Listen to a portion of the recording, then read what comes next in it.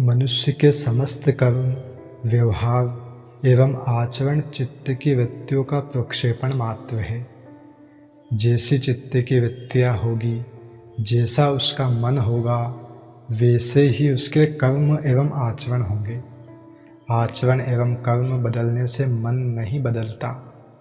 पतंजलि कहते हैं कि चित्त की वृत्तियों का निरोध ही योग है, किंतु अष्टावक्र कहते हैं कि इस निरोध के लिए जो कर्म किए जाते हैं उनसे चित्त का निरोध नहीं होता, बल्कि वे कर्म भी चित्त की चंचलता को और बढ़ा देते हैं, क्योंकि प्रयत्नों से किए गए निरोधादि कर्मों के पीछे वासनाएं, अपेक्षाएं और कामनाएं जुड़ी रहती है। फिर निरोध कैसे होगा? इसलिए चित्त के निरोध के लिए किए गए सभी कर्मों एवं आचरणों का त्याग करना चाहिए। कर्म मात्र वासना से प्रेरित होते हैं, इसलिए ये भी बंधन बन जाते हैं, जिससे ज्ञान नहीं हो सकता। अष्टावक्र का सारा उपदेश यही है कि जो कुछ प्राप्त होगा वह बोध से ही होगा, कर्म से नहीं, क्योंकि कर्म में अहंकार, वासना और फलाकांक्षा होगी, जिससे चित्त का निरोध नहीं हो सकता। इसलिए समस्त निरोध कर्म जैसे ध्यान और समाधि को भी छोड़ देना चाहिए, तभी उपलब्ध होगी। किंतु यदि कोई मूढ़ या जड़ बुद्धि मनुष्य इन कर्मों को छोड़ता भी है तो भी उसके भीतर मनोरथ होते हैं, आकांक्षाएं, वासनाएं होती है, अहंकार होता है, जिनको पूरा करने में वह प्रवृत्त हो जाता है, जिससे वह आत्मज्ञान से वंचित ही रहता है। इसका सार यही है कि चित्त की पूर्ण शांत अवस्था में ही आत्मज्ञान संभव है। निरोधादि कर्मों को करने या उन्हें उद्देश्य पूर्ति हेतु त्यागने से नहीं होता। आचरण एवं कर्मों को करना या छोड़ना महत्वपूर्ण नहीं है। महत्वपूर्ण है मूढ़ता छोड़ना, अज्ञान अथवा भ्रांति को छोड़ना। मनुष्य में अनेक प्रकार की मूढ़ताएं हैं। अहंकार, वासना, कामना और फलाकांक्षा मूढ़ताएं ही है। इनके रहते जो भी कर्म, आचरण एवं व्यवहार होंगे सभी मूढ़ता पूर्ण होंगे।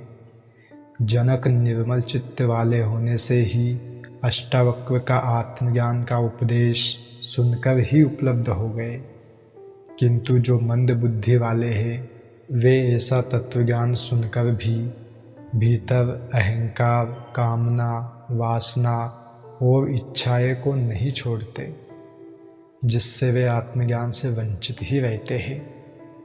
ऐसा मूढ़ बाहरी प्रयत्नों में निर्विकल्प चाहे हो जाए, चाहे वह ज्ञानी की भांति सारे कर्म करने लग जाए, वासना, अहंकार, कामना को त्यागने के सारे नाटक कर ले, तो भी वह मन में विषयों की लालसा वाला ही होगा, क्योंकि मंद बुद्धि है।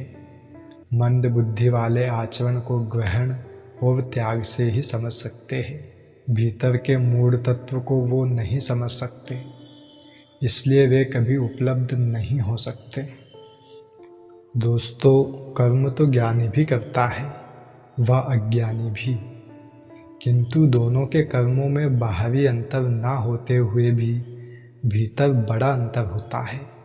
ज्ञानी के कर्म स्वभाव से होते हैं, लोक हितार्थ होते हैं, आवश्यक कर्म होते हैं।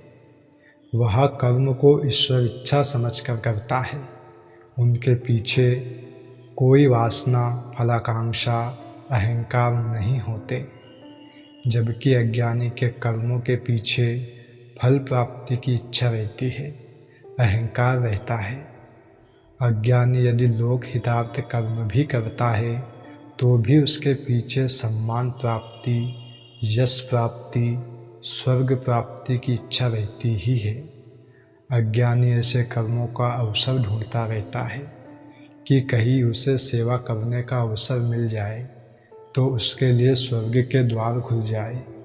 उसको लोकहित, सेवा, समाज सेवा, दान पुण्य धर्म आदि में दूसरों की चिंता नहीं है।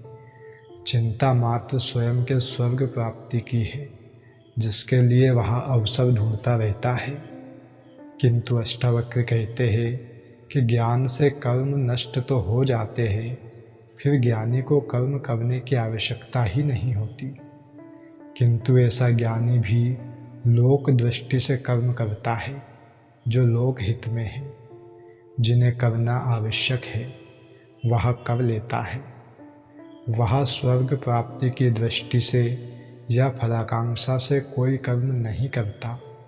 ना वह ऐसा ही कहता है कि मैंने ऐसा किया है, क्योंकि उसमें अहंकार नहीं होता।